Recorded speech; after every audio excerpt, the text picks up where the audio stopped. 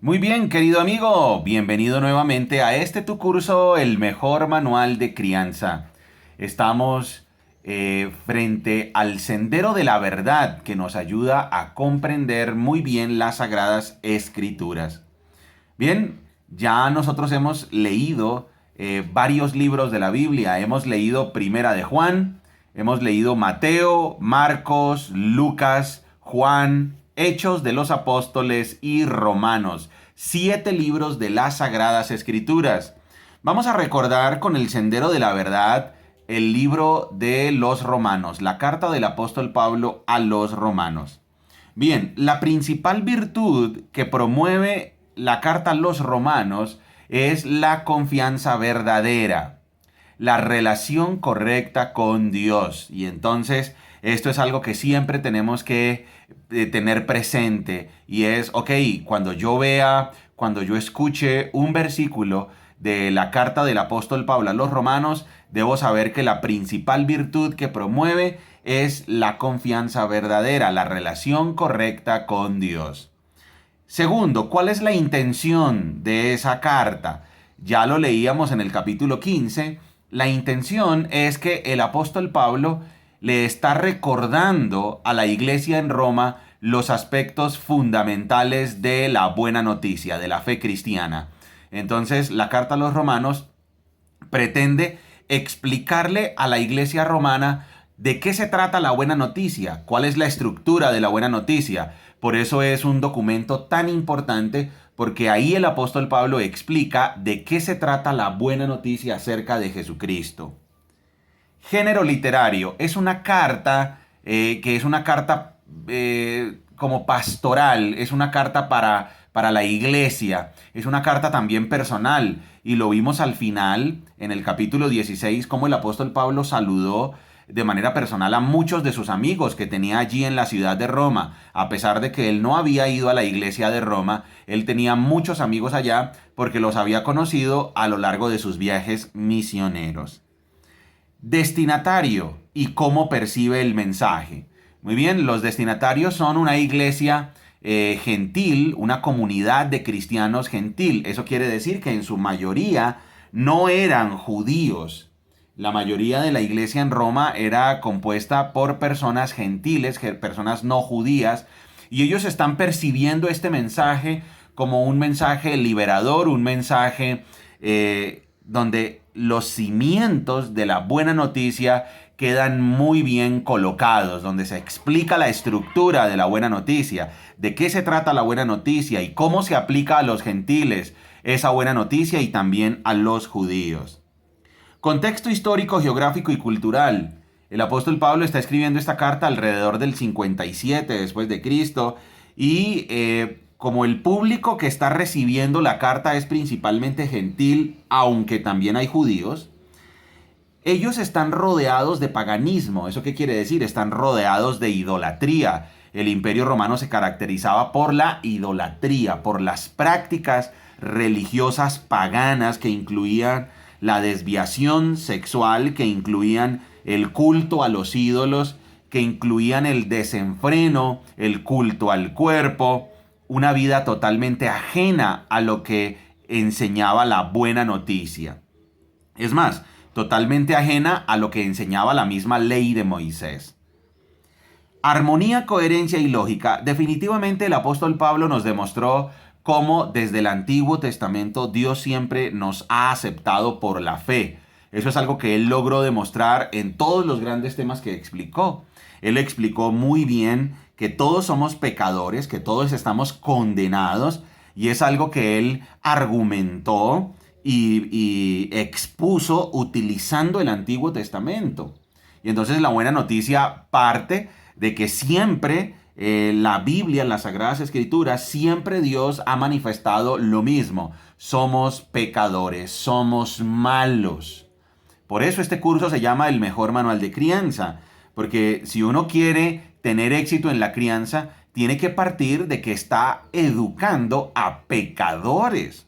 Nunca vayamos a pensar que cuando nace un bebé, ese bebé que uno ve tan lindo, ese bebé es absolutamente santo. No, El apóstol Pablo ya demostró que todos somos pecadores, entonces somos pecadores los padres, es pecador ese bebé que acaba de llegar al hogar o ese niño que está en formación, todos somos pecadores y entonces eso tiene mucha armonía y mucha coherencia y mucha lógica con lo que las Sagradas Escrituras ya han planteado en el Antiguo Testamento. No hay ni una sola persona justa, decía el libro de los Salmos. No hay ni una sola persona que entienda. Todos nos hemos desviado. Sepulcro abierto es nuestra garganta. Los seres humanos por donde pasamos solo dejamos ruina y destrucción.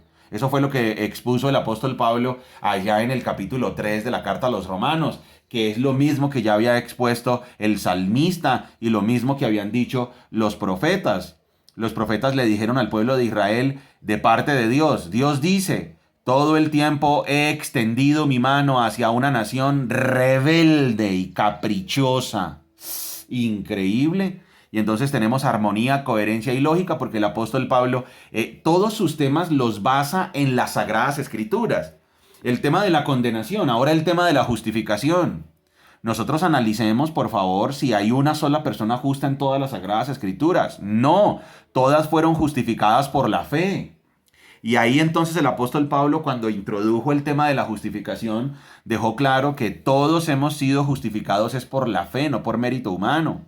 David, por ejemplo, fue un hombre que fue llamado en las Sagradas Escrituras un hombre conforme al corazón de Dios. Pero ¿David fue una buena persona, Dani? No. ¿Qué hizo David de malo? Fue malo. ¿Qué hizo? Fue adúltero. Fue adúltero, fue asesino, mintió. O sea, David fue una persona mala, pecadora. Y entonces, ¿cómo logró una correcta relación con Dios, Dani? Por medio de la gracia. Por medio de la gracia, por medio de la fe. Entonces eso debemos entenderlo todas las personas que nos acercamos a Dios, que nos acercamos a las Sagradas Escrituras. Y recuerden que por eso este curso se llama el mejor manual de crianza, porque la crianza exitosa se basa en estos principios que hemos estudiado a lo largo de estas ya 170 clases.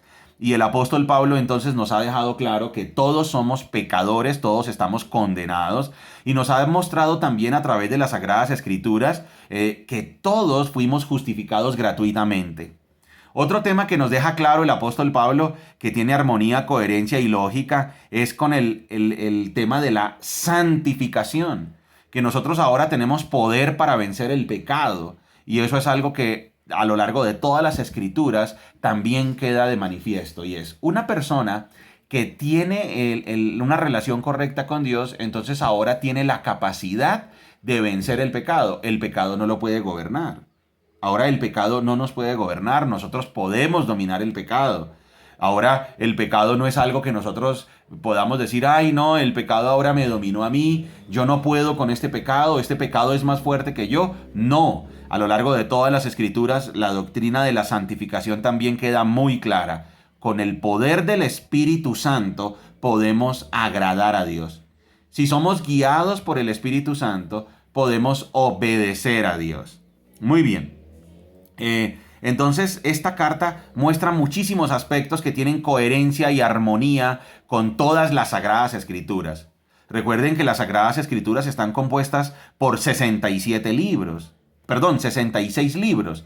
27 en el Nuevo Testamento y 39 en el Antiguo Testamento.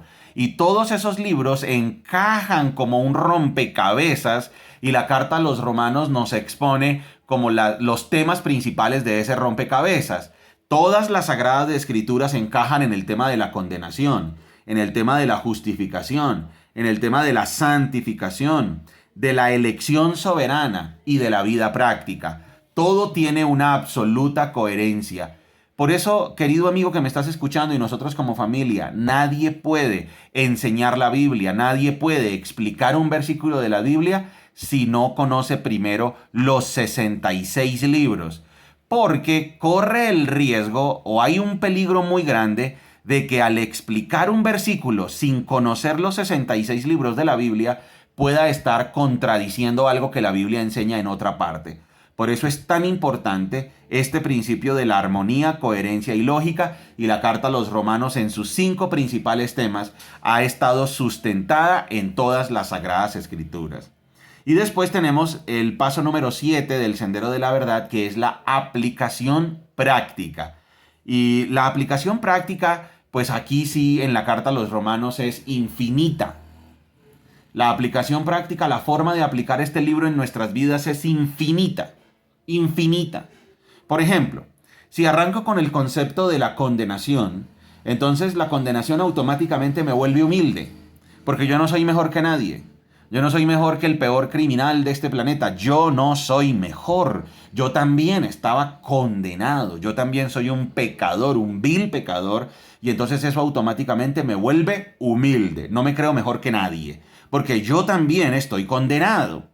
La doctrina de la justificación se aplica a mi vida en paz, en tranquilidad, porque ahora gratuitamente, a través de la fe en Jesucristo, fui declarado justo a los ojos de Dios. Ahora tengo la relación correcta con Dios, pero no son por mis méritos, es por los méritos de Cristo. Él fue el que pagó y por Él es que ahora yo soy declarado justo.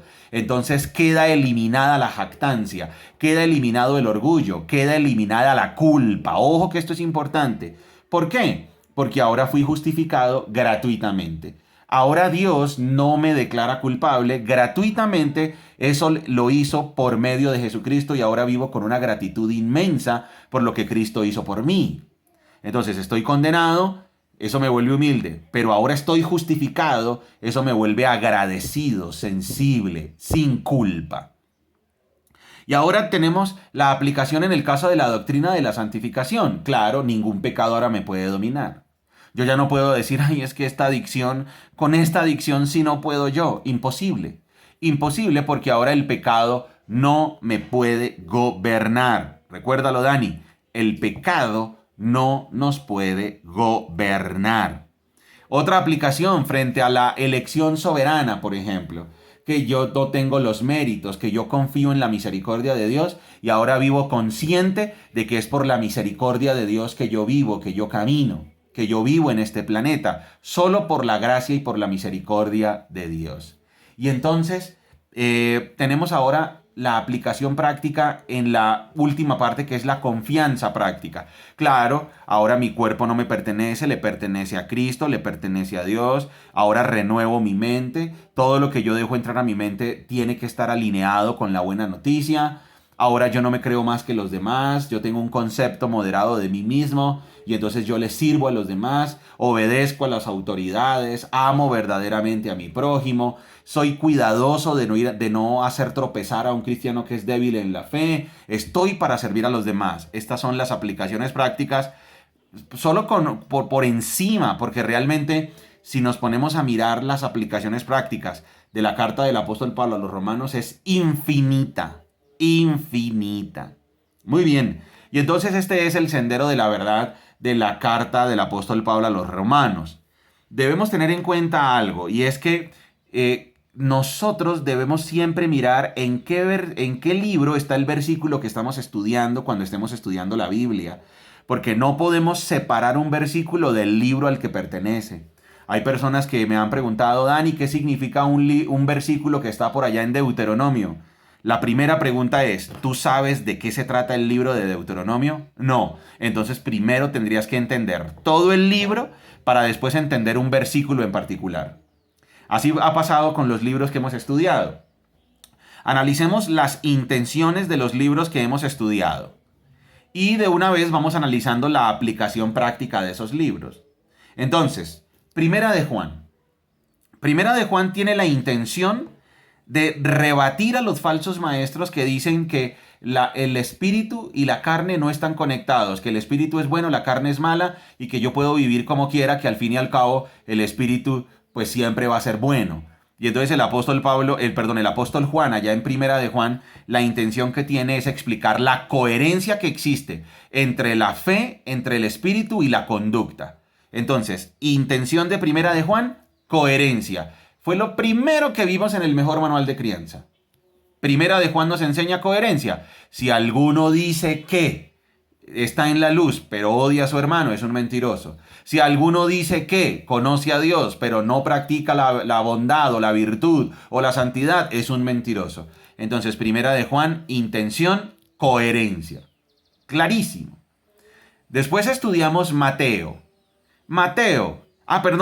Aplicación práctica. La aplicación práctica es que si yo le pertenezco a Cristo, en Primera de Juan, si yo le pertenezco a Cristo, entonces voy a ser coherente entre mi fe y mis acciones. Sencillo. Bien.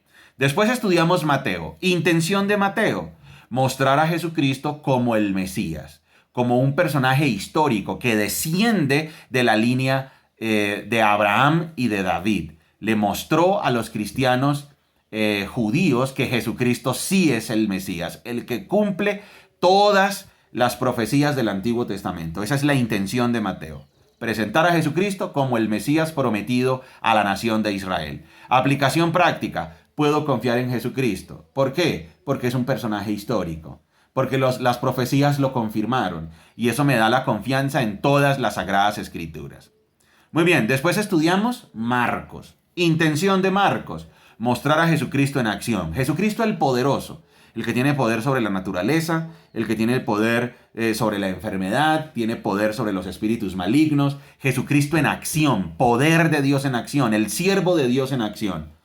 Aplicación a mi vida práctica: Jesucristo es poderoso para encargarse de mi vida. Le confío a Él todo lo que yo soy. Después estudiamos, Dani, ¿te acuerdas? Primera de Juan, Mateo, Marcos, Lucas. Y en Lucas, ¿te acuerdas cuál es la intención? Mostrar a Jesús como un personaje histórico. Correcto, mostrar a Jesucristo como un personaje histórico que es el Salvador del mundo. Y entonces ahí vimos que Lucas dijo: oh, estimado Teófilo, te escribo esta carta para que puedas estar seguro de la verdad de todo lo que se te ha enseñado. Ahí hicimos énfasis en que nosotros no tenemos una fe mitológica, que está basada en la superstición, en los mitos, en las leyendas, sino que tenemos una fe que está basada en hechos reales. Jesucristo es real, un personaje histórico irrefutable que es el Salvador del mundo. Aplicación a mi vida: puedo tener una fe absolutamente confiada, ciertísima, absolutamente veraz, porque he creído en alguien en el que se puede confiar, un Dios absolutamente real, que caminó en este mundo y que vino a salvarnos a todos. Esa fue la intención de Lucas. Entonces ya, Primera de Juan, Mateo, Marcos, Lucas. Después, ¿qué estudiamos, Dani? Juan. ¿Te acuerdas de la intención de Juan? La intención de Juan es mostrar la relación entre Jesús y el Padre. Sí, mostrar la relación entre Jesús y el Padre. Pero Dani, principalmente la intención de Juan es mostrar a Jesucristo como Dios. Jesucristo como Dios. Y ahí vimos que se completaba el mapa de los 4 evangelios. Mateo: Jesucristo es el Mesías. Marcos: Jesús en acción, el poderoso. Lucas: Jesús el personaje histórico. Y Juan: Jesucristo es Dios, Jesucristo es divino. Y lo que tú dices, Dani, la relación entre Jesucristo y el Padre es única.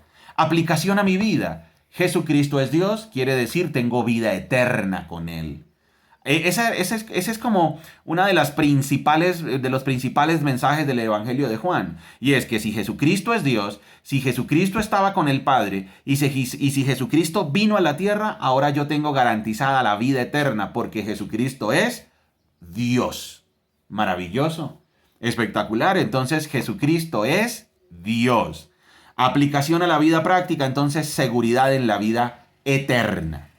Muy bien. Después leímos la carta, el libro, el segundo tratado de Lucas, que fue el libro de Hechos. Dani, principal intención de Hechos: mostrar la evolución de la iglesia. Correcto, mostrar el inicio y la evolución de la iglesia en los primeros 30 años. De eso se trató Hechos. Entonces, lo mismo, podemos confiar en la fe cristiana porque es un movimiento divino. Podemos confiar en las Sagradas Escrituras porque están aquí, han llegado hasta nosotros por el poder de Dios. No fue por la intención humana. En el libro de Hechos de los Apóstoles se nos demostró que realmente los apóstoles, cuando predicaron, tenían dependencia absoluta. El libro de Hechos nos mostró que la iglesia tenía dependencia absoluta ¿en qué? En las Sagradas Escrituras y en el poder del Espíritu Santo. ¿Tú te imaginas, Dani, que la iglesia tuviera su dependencia en las capacidades humanas? ¿Qué pasaría? No podría desarrollarse porque los humanos no pueden. Correcto, no podría desarrollarse porque los humanos somos malos. Y por cuenta humana no se puede hacer crecer la fe cristiana, es imposible. Entonces, la intención del libro de Hechos es mostrar la dependencia absoluta que tienen los apóstoles cuando están predicando, una dependencia en las Sagradas Escrituras y en el poder del Espíritu Santo. Y ya, aplicación a nuestra vida. La aplicación del libro de Hechos es la misma. Debemos depender de las Sagradas Escrituras y depender del poder del Espíritu de Dios en nuestras vidas, o si no estamos muertos, no tenemos ningún chance, no tenemos ninguna oportunidad. La dependencia absoluta del Espíritu Santo y las Sagradas Escrituras. Por eso, Dani, las Sagradas Escrituras debe ser un tema constante en nuestra propia vida. Debemos estudiarlas por nosotros mismos, debemos analizarlas por nosotros mismos. Muy bien. Y después llegamos al libro de Romanos. Y entonces ya vimos la intención de Romanos, explicar la confianza verdadera, la relación correcta con Dios, de qué se trata la buena noticia. Entonces hemos estudiado Primera de Juan, Mateo, Marcos, Lucas, Juan, Hechos y Romanos. Amigo, te felicitamos por llegar hasta aquí. De los 66 libros de la Biblia, ya conoces 7. Maravilloso. De los 66 libros de la Biblia ya tienes una idea, una imagen, un panorama de 7 libros. Y si eso tiene armonía, coherencia y lógica, ya te va dando una idea muy clara de las Sagradas Escrituras. Recuerden, la Biblia es la fuente objetiva de verdad. La Biblia es la máxima autoridad en temas del alma. Justamente por esto, porque tiene armonía, coherencia y lógica. Por este pequeño detalle, pequeño gran detalle, es que nosotros estamos absolutamente convencidos de que la Biblia es la fuente objetiva de verdad. Porque tiene armonía, tiene coherencia y tiene lógica. Y ya en los 7 libros que hemos estudiado lo estamos vislumbrando, ya lo estamos viendo. Armonía, coherencia y lógica. Maravilloso. Esto entonces nos debe volver humildes, sensibles, confiados, amorosos, llenos de paciencia. ¿Por qué? Porque ya sabemos que Dios está en control de nuestras vidas. Muy bien, tenemos aquí entonces un capítulo central de la carta del apóstol Pablo a los Romanos y es el capítulo 8. Recordemos que tenemos un versículo lema, un versículo clave en la carta a los Romanos y el versículo lema está en el capítulo 1, versículo 16 y 17, donde dice: pues no me avergüenzo de la buena noticia acerca de Cristo, porque es poder de Dios en acción para salvar a todos los que creen, a los judíos primero y también a los gentiles. Esa buena noticia nos revela cómo Dios nos hace justo ante sus ojos, lo cual se logra del principio al fin por medio de la fe. Como dicen las Escrituras, es por medio de la fe que el justo tiene vida. Y, querido amigo, y nosotros como familia, hay un capítulo de Romanos que debemos tener siempre como un capítulo referente y es el capítulo 8. El capítulo 8 lo podríamos titular como la victoria definitiva del cristiano. Recuerda, Dani, capítulo 8 lo podríamos titular como la victoria definitiva del cristiano. Muy bien, campeón, arranca capítulo 8 de Romanos. Por lo tanto, ya no hay condenación para los que pertenecen a Cristo Jesús. Y porque ustedes pertenecen a Él, el poder del Espíritu que da vida los ha libertado del poder del pecado, que lleva a la muerte. La ley de Moisés no podía salvarnos porque nuestra naturaleza pecaminosa es débil. Así que Dios hizo lo que la ley no podía hacer. Él envió a su propio Hijo en un cuerpo como el que nosotros los pecadores tenemos, y en ese cuerpo, mediante la entrega de su Hijo como sacrificio por nuestros pecados, Dios declaró el fin del dominio que el pecado tenía sobre nosotros. Lo hizo para que se cumpliera totalmente la exigencia justa de la ley a favor de nosotros, que ya no seguimos a nuestra naturaleza pecaminosa, sino que seguimos al Espíritu. Los que están dominados por la naturaleza pecaminosa piensan en cosas pecaminosas, pero los que son controlados por el Espíritu Santo piensan en las cosas que agradan al Espíritu. Por lo tanto, Permitir que la naturaleza pecaminosa les controle la mente lleva a la muerte, pero permitir que el espíritu les controle la mente lleva a la vida y a la paz.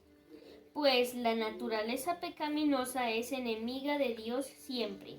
Nunca ha obedecido las leyes de Dios y jamás lo hará. Por eso los que todavía viven bajo el dominio de la naturaleza pecaminosa nunca pueden agradar a Dios. Pero ustedes no están dominados por su naturaleza pecaminosa. Son controlados por el Espíritu. Si el Espíritu de Dios vive en ustedes. Y recuerden que los que no tienen al Espíritu de Cristo en ellos de ninguna manera pertenecen a Él. Y Cristo vive en ustedes. Entonces, aunque el cuerpo morirá por causa del pecado, el Espíritu les da vida, porque ustedes ya fueron declarados justos a los ojos de Dios. El Espíritu de Dios, quien levantó a Jesús de los muertos, vive en ustedes. Y así como Dios levantó a Cristo Jesús de los muertos, Él dará vida a sus cuerpos mortales mediante el mismo Espíritu, quien vive en ustedes. Por lo tanto, amados hermanos, no están obligados a hacer lo que su naturaleza pecaminosa los incita a hacer. Pues si viven obedeciéndola, morirán. Pero si mediante el poder del Espíritu hacen morir las acciones de la naturaleza pecaminosa, vivirán. Pues todos los que son guiados por el Espíritu de Dios son hijos de Dios. Y ustedes no han recibido un espíritu que los esclavice al miedo.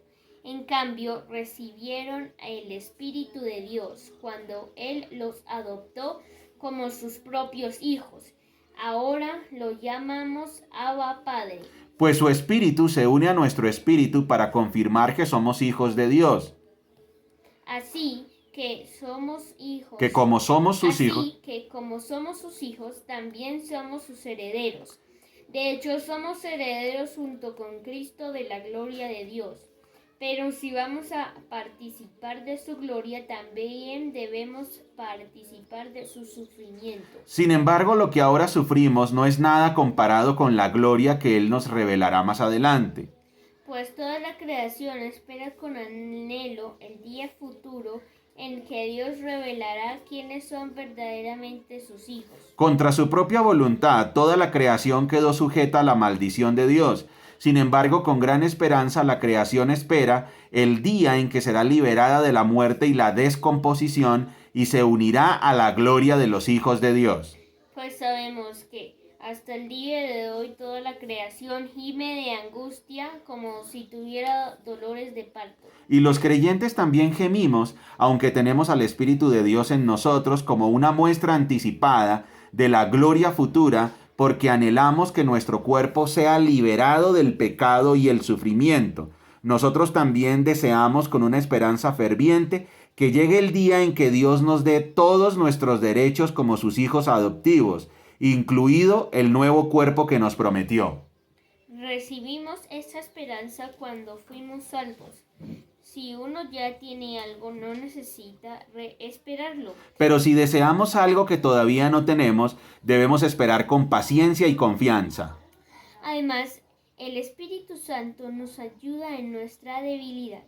Por ejemplo, nosotros no sabemos qué quiere Dios que le pidamos en oración, pero el Espíritu Santo ora por nosotros con gemidos que no pueden expresarse con palabras. Y el Padre, quien conoce cada corazón, sabe lo que el Espíritu dice, porque el Espíritu intercede por nosotros los creyentes en armonía con la voluntad de Dios. Y sabemos que Dios hace que todas las cosas cooperen para el bien de quienes lo aman y son llamados según el propósito que Él tiene para ellos. Pues Dios conoció a los suyos de antemano y los eligió para que llegaran a ser como su Hijo, a fin de que su Hijo fuera el hijo mayor de muchos hermanos.